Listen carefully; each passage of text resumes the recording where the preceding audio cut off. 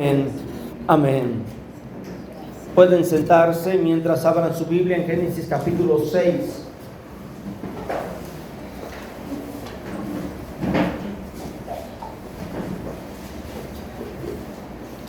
Génesis capítulo 6, versículo 12 y versículo 22.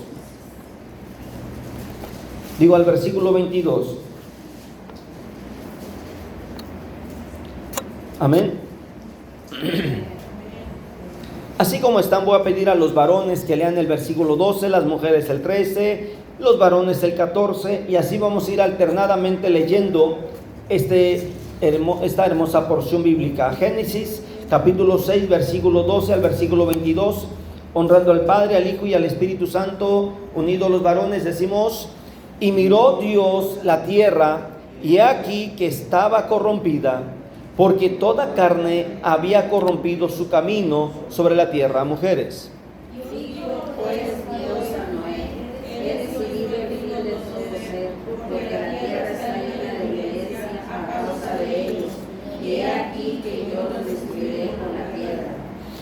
Varones, hace un arca de madera de gofer, harás aposentos en el arca, y la calafatearás con brea por dentro y por fuera. Y de esta manera harás de 300 codos de longitud del arca, de 50 codos su anchura y de 30 codos su altura. Una ventana harás al arca, y la acabarás a un codo por la parte de arriba, y pondrás la puerta del arca a su lado, y le harás piso bajo, segundo y tercero. Y he aquí que yo traigo un diluvio de agua sobre la tierra para destruir toda carne que haya espíritu de vida debajo del cielo. Todo lo que haya en la tierra morirá. Mas estableceré mi pacto contigo, y entrarás en el arca tú, tus hijos, tu mujer y las mujeres de tus hijos contigo. Y de todo lo que vive, de toda carne, dos de cada especie matarás en el arca, para que tengan vida contigo, macho y hembra serán. De las aves según su especie, y de las bestias según su especie, de todo reptil de la tierra según su especie, dos de cada especie entrarán contigo para que tengan vida. Y toma contigo de todo alimento que se coman, y almacenalo, y servirá de sustento para ti y para ellos. Y lo hizo así Noé, hizo conforme a todo lo que Dios le mandó. Amén. ¿Qué estamos leyendo? Una historia, algo que ha impactado a la ciencia, a la sociedad en diferentes siglos. Podemos investigar y darnos cuenta que la historia misma nos dice que el diluvio fue una realidad. Por muchos años, grupos, naciones han invertido en la investigación del diluvio. Para muchos, esto solamente es una fábula, una leyenda, una parábola, una historia, porque no cabe en la mente la posibilidad de un diluvio a gran magnitud. Es verdad que hay personas que creen así, a pesar de que estudian la Biblia, a pesar de que conocen las Escrituras, y podemos a través de las Escrituras descubrir el gran poder de Dios. Esto es verdad. También podemos encontrar de que hay gente que lo que utiliza la historia de Noé es solamente para parafrasear, poder dar una pequeña explicación de las consecuencias del pecado, pero no pueden cruzar más allá por alguna situación de interpretación personal. Lo que hemos estado leyendo hoy en Génesis capítulo 6 es la realidad, lo que Dios hizo. Una de las preguntas que algunos hacen para poder entrar en controversia: ¿cuánto pudo haber almacenado Noé en la barca para tanto animal? ¿Qué tanto? Hay una lógica que uno se pone a pensar y dice: es verdad, aquí me encuentro con una situación que no hay números para poder sacar la cifra, el cálculo de alimento para cada animal, cada especie. Pero podemos encontrar en la Biblia que Dios solamente le dijo: reúne, lleva contigo de todo lo que se come y va a servir para sustento. Yo creo algo más. conociendo lo que dice la Escritura y conociendo también lo que dice la historia externa de la Biblia en cuanto a este evento, es que Dios multiplicó lo que tenía que multiplicar de alimento adentro en el barco. Ahora, yo no me voy a enfocar a la historia solamente del diluvio. Yo quiero que nos enfoquemos al hecho de que Dios le pide a un hombre que haga algo. ¿Cuántos años tenía Noé cuando Dios le pidió que construyera el arca? Él tenía 500 años. Las condiciones físicas no eran las que pudiéramos tener nosotros. Las condiciones físicas estaban otras en ese tiempo físicamente con él. En otras palabras, a pesar de que él pudiera tener una condición para que Dios pudiera llamarlo, una condición ya de años de anciano, si Dios le pidió que lo hiciera, es porque lo podía hacer. Quiero que analicemos un poquito por un momento los diferentes tipos de llamado de edad. Dios llamó a los 80 años a Moisés para que volviera a caminar por el desierto y se enfrentara a un rey poderoso. ¿Por qué no escogió a un joven? ¿Por qué no escogió a una persona que tuviera un poquito más de condición física? Porque es aquí donde hay que empezar a analizar la razón por la cual Dios escoge a ciertas personas. Quiero que pensemos ahora en Abraham. ¿Cuántos años tenía Abraham para que empezara a caminar por el desierto y no tuviera nada definido, no supiera que tanto iba a caminar? La condición física también era adulto. Amén. Puedo seguir mencionando personas, porque hay personas que fueron llamados de edad avanzada para ver la gloria de Dios. Yo quiero que vayamos viendo esto, porque si Dios nos ha escogido a nosotros hoy, los varones, para tomar la dirección, la responsabilidad, para tomar el liderazgo, para tomar lo que debemos hacer en este mundo, entonces Dios tendrá también que pedirnos cuentas de cada uno de nuestros roles en esta vida. Vayamos a ver, dice la Biblia que Noé tenía 500 años, no tenía hijos. Si analizas bien el capítulo anterior, dice la Biblia que apenas a esa edad comenzó a tener hijos. ¿Te das cuenta? Noé comenzó con un llamado, Noé comenzó con un trabajo que nunca nadie antes había hecho. Quiero que te quede en la mente eso, algo que nunca nadie había hecho. Dios pide muchas cosas que nunca nadie ha hecho. Dios nos lleva a vivir cosas que en esta sociedad nadie se atreve a hacer. Se llama santidad, se llama honrar a Dios, se llama integridad a Dios. La Biblia nos dice que Noé comenzó a trabajar, pero veamos cómo es que Dios se expresa y le pide que entre primero él y sus hijos. Y Dios le pide que entre él. Dios le pide que debe de ser el primero en entrar. Versículo 12, por favor. Quiero que vayamos tantito al versículo 12.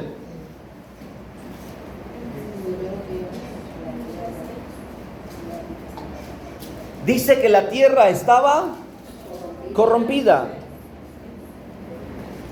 Creo yo, a lo largo de la historia bíblica, que la tierra siempre ha tenido diferentes grados de corrupción, diferentes grados de delincuencia, diferentes grados de pecado. Hay sociedades que han caído en la práctica de la brujería. Hay sociedades que han caído en la práctica del canibalismo. Hay sociedades que han caído en la práctica perversa sexual. Hay sociedades que han caído en diferentes facetas de una o de otra manera. Han tratado de fallar a los principios morales que cada generación ha tenido. Todavía hay naciones, hay tribus, hay regiones donde el matrimonio normal que vivimos en otras naciones no es. Una de estas naciones me refiero a aquella que el hombre, la mujer puede salir, tener sexo con cualquier persona. No existen los matrimonios. El hombre llega y le dice a una mujer, oye, quiero tener un hijo contigo. Y la mujer le dice, pues me parece bien. O la mujer puede decirle, no, hijos no. Pero si quieres podemos pasar la noche juntos. Y eso es legal en aquella nación. Es importante reconocer que la perversidad, es importante reconocer, y digo reconocer porque si no reconozco que la humanidad tiene diferentes categorías de corrupción, de pecado, de maldad, entonces no estoy aceptando que somos humanos y que somos pecadores. El ser humano es pecador. Sin importar bajo qué techo nazca, sin importar qué apellido tenga, sin importar qué tanto de dinero pueda tener la familia, por naturaleza el ser humano es pecador. Y el producto de una persona pecadora es que va a haber corrupción en cualquier área donde esta persona puede entrar. Porque un pequeño acto te lleva a una acción y esa acción se va a convertir en un momento desagradable toda tu vida.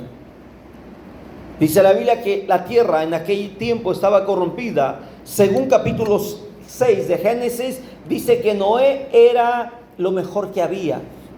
Eso dice Génesis. Era lo mejor que había. En otras palabras, Noé no era cristiano.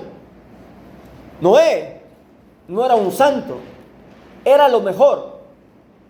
En los tiempos del Nuevo Testamento, cuando Jesús tenía que venir a esta tierra, María era lo mejor. Hablo de María, la madre de Jesús. Por eso yo quiero que nos centremos en la personalidad de Noé, no en el diluvio, en el hombre llamado Noé.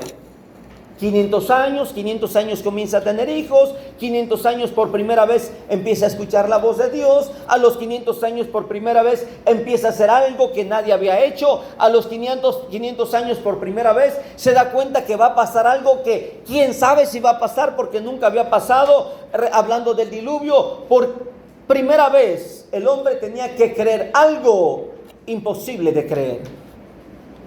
Este hombre llamado Noé tenía que tomar una decisión. No tenía las herramientas que tenemos hoy, la tecnología, los equipos, no tenía la ciencia tan avanzada que vamos a consultar una medida simétrica, a ver qué dice el área de ingeniería, a ver qué dice la lógica, a ver... No. Y fíjese, solamente le dijo Dios, vas a hacerla de tanto, por tanto, y empezó a darle indicaciones.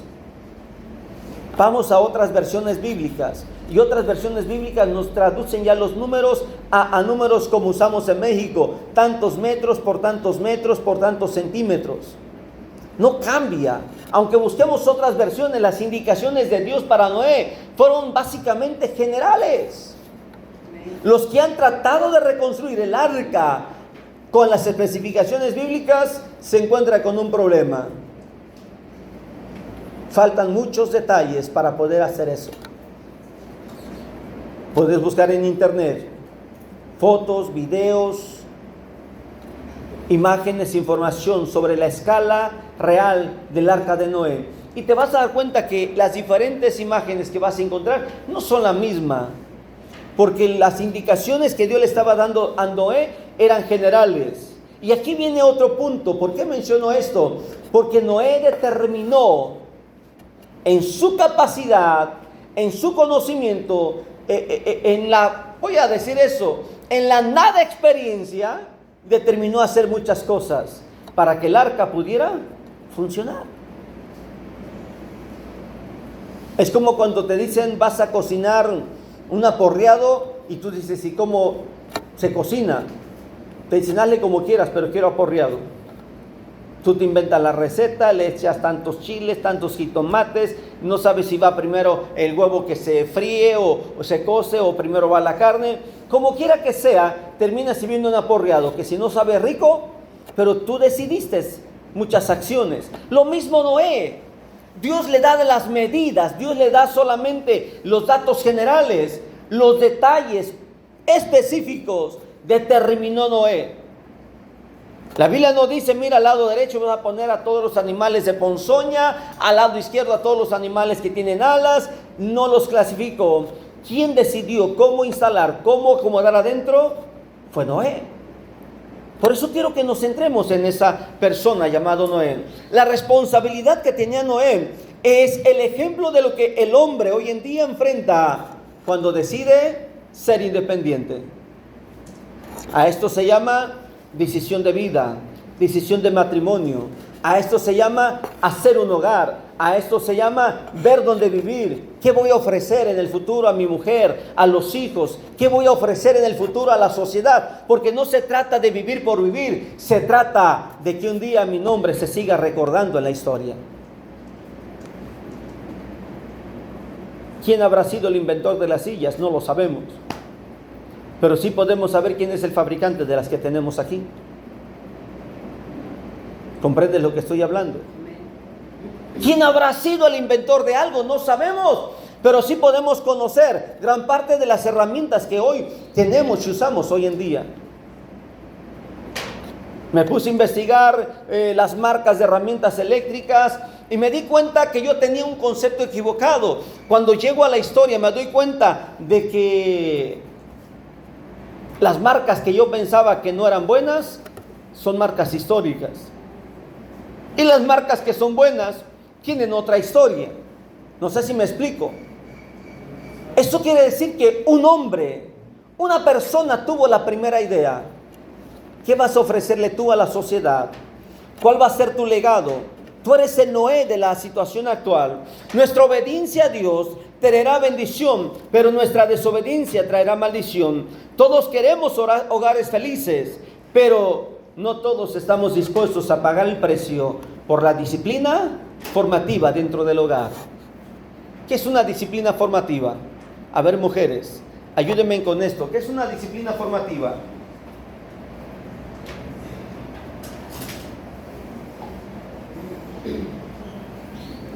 ¿Cuál? Valores. Algo específico, como cuando se dice, recoges tu cama, arreglas tu cama. Cuando se dice, es hora del almuerzo, es hora de la comida. Cuando le preguntan a un hombre, oye, ¿y a qué horas comes? A la hora que sea. ¿Qué habla de la casa? Pero cuando hay una casa que tiene un horario para comer, ¿sabes qué está hablando de ese hogar? Hay disciplina. No importa si es a las 6 de la tarde, no te preocupes, no te avergüences. Si ese es el horario que comen, perfecto. ¿Me explico? Es disciplina. No es a las 2 de la tarde, no es a la 1, es a la hora que tú y tu familia determinen. Estando en Guatemala, habíamos viajado ministrando varias ciudades, varias iglesias. Habíamos entrado, ministramos un día antes de llegar a ese hotel donde íbamos a estar. 7 de la mañana, yo oigo que afuera de la ventana de la habitación del hotel dicen, estos mexicanos son muy flojos. Pero con sus palabras, su forma de hablar de Guatemala. Yo dije, ¿cómo que somos flojos? Y me asomo por la ventana y veo que hay movimiento. Pues es un hotel, ¿no? Yo no sabía que el hotel incluía almuerzo, porque yo vi un hotel muy básico, un hotel común. Sabemos que hay hoteles que ya en el paquete de la habitación paga, ya incluye el desayuno, pero ya son de cierta categoría. Y por ver la categoría en ese pueblito, pues era un hotel común. Sí. Así es que yo salgo con pretexto de ir al carro, aunque no era el carro, era porque nos dicen que somos flojos. Y me di cuenta que todos los que estaban en las diferentes habitaciones estaban en el área de comedor. El precio del cuarto incluía una refacción, o sea, un aperitivo. Un aperitivo para nosotros, para ellos una refacción, que es un sándwich, un café y un poquito de fruta. Es solamente para que traigas algo en el estómago. Una refacción. Yo cuando escuché esto ahí en Guatemala, dije, no, si yo pido una refacción allá en México, me van a dar una llanta, un repuesto de carro. Analizo todo lo que veo y me le acerco a una de las personas que estaban ahí. Le dije, disculpe, somos de México, ¿qué hay que hacer ahorita?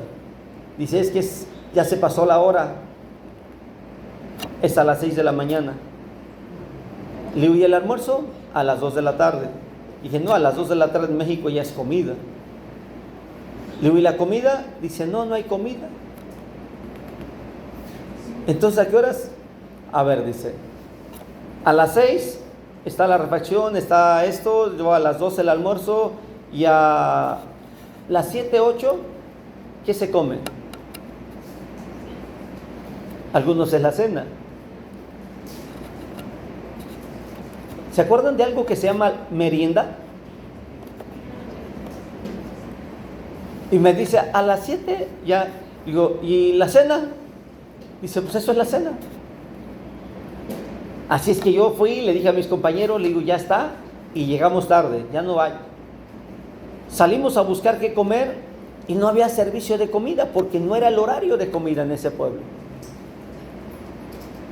Y tuvimos que adaptarnos a los horarios y a las costumbres que la mayoría de familias guatemaltecas tenía. Digo tenía porque eso fue en el año 2001, 2002. Para estos años te aseguro que la cultura puede haber cambiado. Yo sigo yendo y me doy cuenta que hay lugares que conservan las culturas. La última vez que fui, en el año 2019, estuve allá y la cultura seguía siendo la misma. Las popusas y las gringas y a comer y otras cosas más. Quiero regresar a esto. Muchos quieren bendición, pero pocos quieren pagar el precio de la disciplina formativa en el hogar. Noé tenía una responsabilidad: obedecer a Dios, construir lo que Dios le pidió, creer que iba a venir un diluvio, pero educar a sus hijos. Así es que sus hijos fueron creciendo, ya mirando una construcción de algo que para ellos ya era parte de su vida, pero para la sociedad era algo raro. ¿Qué estás haciendo, Noé? Estás loco. Y entre sus hijos, de creerle a su papá de lo que estaba haciendo y creerle a la sociedad de lo que decían, pues era un poco difícil. Por eso es que tus hijos posiblemente no van a lograr creer en el Dios como tú crees, porque la sociedad les dice una cosa, pero tú les enseñas otra. Por lo tanto, debemos estar dispuestos a vivir y pagar el precio de una disciplina formativa como familia, siempre y cuando tengamos hábitos. Hoy muchos adultos nos sentamos a la mesa y a veces al cerrar los ojos, nuestra mente nos lleva en la cronocepción a una etapa del pasado. ¿Qué decía papá? No se come con la boca abierta. ¿Qué otra cosa decían en la mesa? No se habla cuando se está comiendo. ¿Qué hábitos hemos perdido? Debemos estar dispuestos a recuperar. Hoy vivimos en un mundo lleno de muchas controversias, muchas costumbres, muchos malos hábitos. El celular, las redes sociales han trastornado nuestros hábitos internos en casa. Por eso se nos hace difícil hacer lo que Dios pide que hagamos. Si Noé viviera hoy en día, si Noé tuviera que estar hoy en día, Dios no le mandaría hacer un barco enorme. Dios no le diría, viene un diluvio, porque ya el diluvio sabemos cómo llega. Sabemos cómo son los barcos. Te aseguro que Dios le pediría algo que tú y yo nunca hemos hecho. Mateo capítulo 24, por favor. Mateo 24, versículo 37.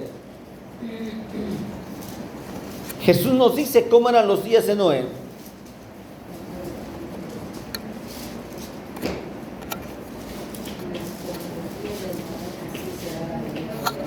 Mateo 24, 37. Mas como en los días de Noé, así será. ¿Por qué te estoy hablando de Noé? Porque Noé es una figura profética para la venida de Cristo. Y Dios te está diciendo a ti que hagas algo por tu familia, por tu casa. Rescata tu hogar. No te preocupes por los negocios, no te preocupes por el vecino, por el carro, no te preocupes por lo material.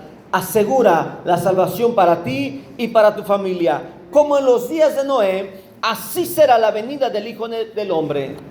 Jesús usa la figura retórica, la historia de Noé, para hablar que la gente se estaba casando, dándose en casamiento, que había un grado de perversidad elevado, la ciencia había aumentado.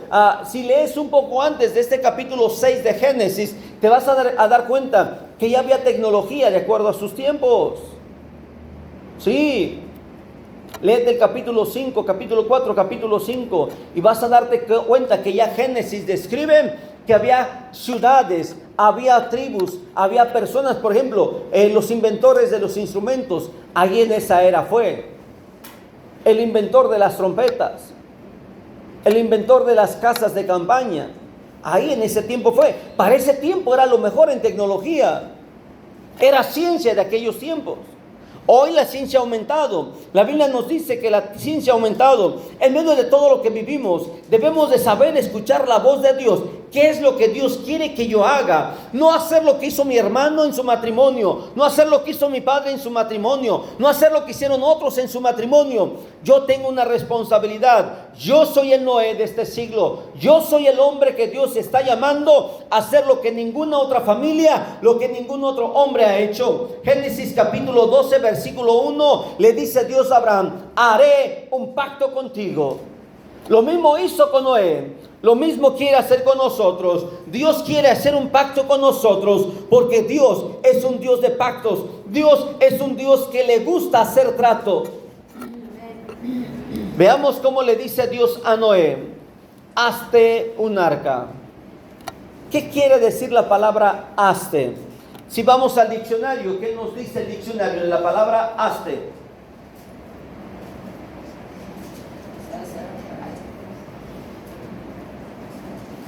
¿Mande? Hacer.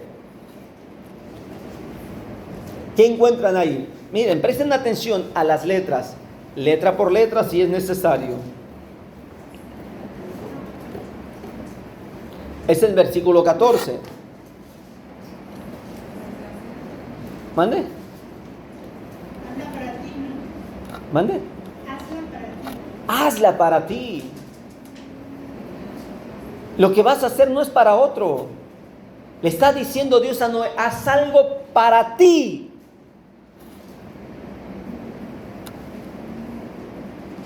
¿Comprenden lo que está diciendo Dios? Hay otra parte que la Biblia dice, el profeta Ezequiel, que el padre no lleva el pecado del hijo, ni el hijo lleva el pecado del padre. La salvación es individual.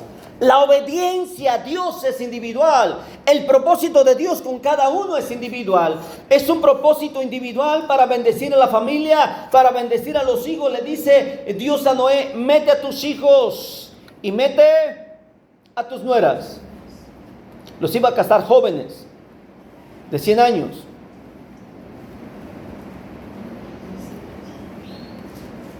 Digo jóvenes porque para la edad de Noé. Haz algo para ti. Te pregunto, ¿qué estás haciendo para ti? La casa, no, la casa se va a quedar. ¿Qué estás haciendo para ti? ¿Un carro del año? No, el carro al rato le puede pasar algo y se va a quedar, se puede quemar. ¿Qué vas a hacer para ti? Haz algo que viva contigo en la eternidad. Haz algo que esté contigo en la eternidad. Dice la Biblia que las obras de los hijos de Dios seguirán con nosotros. Las obras justas, santas, dice la Biblia, que seguirán con nosotros. Hazte algo. Le dices tú a la persona que está enferma en tu casa: hazte un té. Al mismo tiempo que le estás diciendo hazte el té, lo vas a tomar. No se le estás diciendo hazte el té y me lo tomo yo.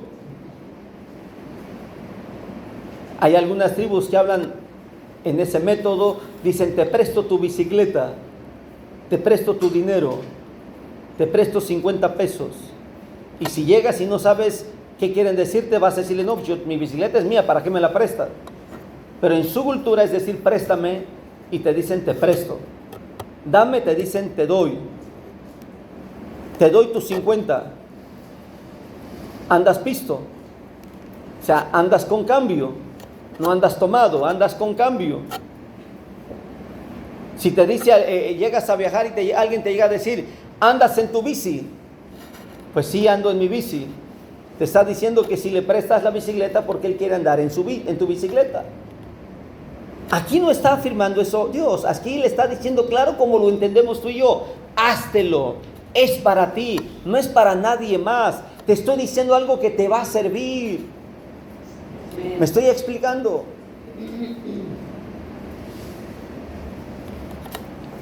le dice, haz algo. Cuando Noé empieza a obedecer, cuando Noé empieza a tomar la decisión de hacer lo que Dios le pide, por eso es que ahí Dios le da solamente datos generales. Yo no encuentro en la Biblia que le haya dicho Dios, Noé a Dios, Señor, ¿y cómo lo hago? ¿En lo plano o lo hago donde no hay muchos árboles? ¿O en una playita de algún río? No dice dónde comenzó. ¿Me explico? Lo único que dice, que la hizo. ¿Quién sabe cómo? Si ahorita pusiéramos a unos 10 ingenieros a hacer el arca, les aseguro que entraríamos a ver muchos puntos de desacuerdo, ¿sí o no, ingeniero? Porque la experiencia de cada uno tiene opiniones diferentes. Imagínate a Noé, no había una calculadora para sacar cálculos, grados, no había calculadora científica que le apoyara, no había las fórmulas que los científicos nos han dejado a nosotros, que da dolor de cabeza ver un pizarrón, un pintarrón con esas figuras, entre paréntesis, por, más, menos, igual, y nada más vamos a una clase de geometría, de álgebra, ya nos duele la cabeza. Noé no tenía esto. Versículo 14, ¿qué dice el versículo 16 de Génesis 6, por favor? Una ventana harás al arca y la acabarás a modo de elevación por la parte de arriba, y pondrás la puerta del arca a su lado y le darás piso, bajo, segundo y tercero. ¿Por qué una ventana? ¿Cuál sería la opción de una ventana? ¿Mande? ¿Para que entre el agua? ¿Cómo? El aire. Sí. Para mirar. ¿Sabían ustedes que eso es tipo de Cristo? La ventana. Solamente una ventana. Solamente hay un camino. Sí. Por ahí salió la paloma. ¿Por qué no pidió Dios más ventanas? Para que Noé no se espantara con lo que iba a pasar afuera.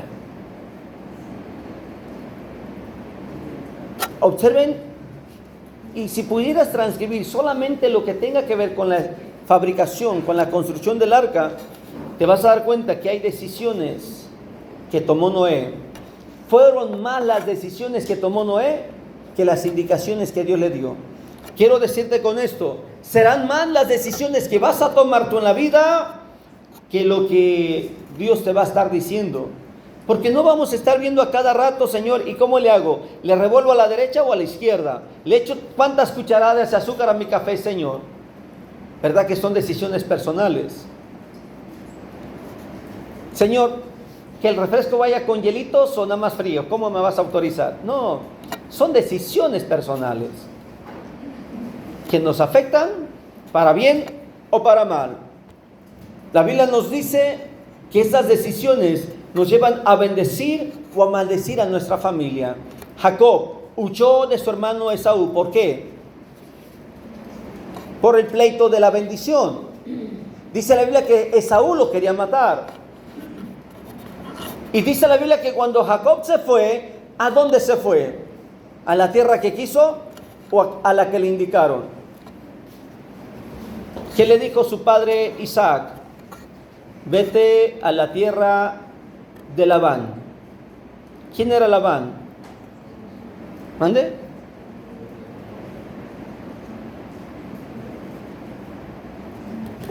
El hermano de Rebeca. El futuro suegro, mientras tanto era su tío. Vean, Jacob podía irse a cualquier parte del planeta, pero le dio una dirección Dios a través de su padre. ¿Me explico? La Biblia no nos dice que Isaac, su padre, y Labán haya convivido. No hay citas que digan eso, pero no lo dudo porque pues eran cuñados ya. ¿Me explico? Pero dice la Biblia que le dijo, Vete ya a la tierra de tu tío, la de Labán. Esto nos habla de que antes de cualquier otra cosa que Dios nos indique, nosotros debemos estar dispuestos a obedecer. Si no estás dispuesto a obedecer, no te va a pasar como Jacob. ¿Qué pasó como Jacob cuando regresó? Multiplicado, bendecido. Él se fue huyendo y regresó al grado que cuando se iba a encontrar con su hermano, dividió la caravana para que su hermano no se espantara de tanta bendición que llevaba. ¿Te das cuenta? Obedecer a Dios en relación a tu familia va a marcar una historia que tus hijos desearán superar lo que tú has hecho. Cuando Dios le dice a Noé, entrarás tú y toda tu familia, le está diciendo que lo que vas a hacer va a ser de carácter familiar, porque tienes que asegurarte que tus hijos también estén contigo. Segunda carta a Timoteo capítulo 1 versículo 5. Pablo reconoce la herencia que tenía un hombre que no tenía una figura paterna en la tierra. La Biblia nos dice que este muchacho no se menciona el nombre de su padre, pero sí menciona el nombre de su madre y de su abuela. Dice segunda carta de Timoteo a Tito. Segunda carta de Pablo a Timoteo, Segunda carta de Pablo a Timoteo, capítulo 1, versículo 5, dice: trayendo a la memoria la fe no fingida que hay en ti, la cual habitó primero en tu abuela y en tu madre Eunice. Yo creo que Dios hizo un trato con Loida y después hizo un trato con Eunice. Hazte algo para ti. Hazte principios, hazte valores, hazte un hombre íntegro, hazte una mujer íntegra, hazte un hombre fiel, hazte una mujer fiel, hazte algo que la sociedad no tiene, que parezcas raro, que se burlen de ti, que te critiquen por cómo eres. La Biblia nos dice que Pablo reconoció la herencia que tenía Timoteo. Hebreos capítulo 11, versículo 7. Hebreos 11, 7.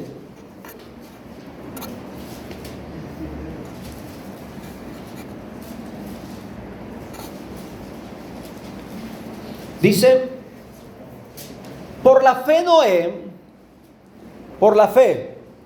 ¿Cómo vas a actuar hoy en día? Por la fe. Que la sociedad diga: oye, pero es que así no visten los hombres ahora, los hombres visten de adivínale que soy.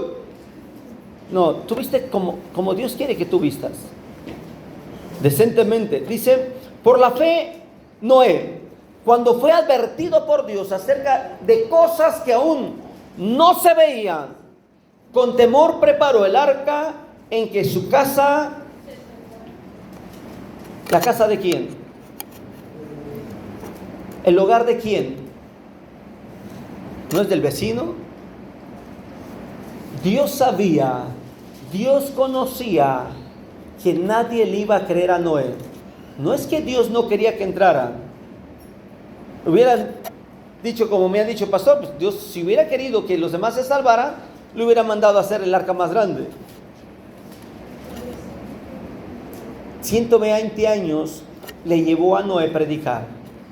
120 años, dice la historia, que predicó. 120 años.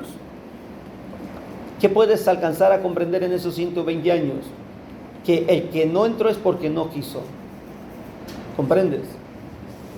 Si Dios dice que hagas algo, no te preocupes. Es verdad que nos duele ver vecinos, familia, amigos que no quieren nada de Dios, pero Dios me ha llamado a mí a ser como Noé. Dios me ha llamado a mí a ser como este hombre que construyó lo que nunca nadie había visto. Construye también tú en tu relación con Dios lo que nunca ningún cristiano, ningún ateo, ningún filósofo, ninguna persona en el mundo haya construido con su relación con Dios. Jesús dijo: quien oye mi palabra y hace, le compararé a un hombre que construye sobre la roca. Vienen tormentas, vienen ríos, vienen todos los problemas y nada le pasa a la casa, porque su casa está sobre la roca. Ponte de pie. Es tiempo de preparar lo que Dios ha mandado que prepares. Es tiempo de hacer lo que Dios quiere que tú hagas. Es tiempo de vivir como Dios pide que tú vivas. No vas a salir corriendo a construir un mega edificio para salvar a la gente. No vas a salir corriendo a construir un mega autobús para mover gente. No, construye algo para ti que agrade a Dios. Padre, en esta hora, mi Dios amado, venimos delante de tu presencia, Señor. Y vengo a pedirte en el nombre de Jesús, mi Dios amado, que bendigas, Señor, por medio de tu palabra nuestras vidas, Señor. Y que podamos, mi Dios amado, reconocer que si Noé pudo construir algo en medio de lo imposible, lo difícil, en medio de la carencia de herramientas, obedeció escuchando tu voz, construyó lo que nunca nadie ni en su mente había imaginado. Padre, no es la edad, no es la capacidad, no es la experiencia, es la obediencia lo que nos hará ver tu gloria. Por eso pido, Señor, que nos permitas a nosotros, en medio de estas generaciones, en medio de la sociedad que vivimos, nos permitas ser como Noé, que podamos obedecerte, no por la experiencia, no porque alguien ya lo ha hecho, no, Señor, sino porque tú quieres la obediencia de nosotros.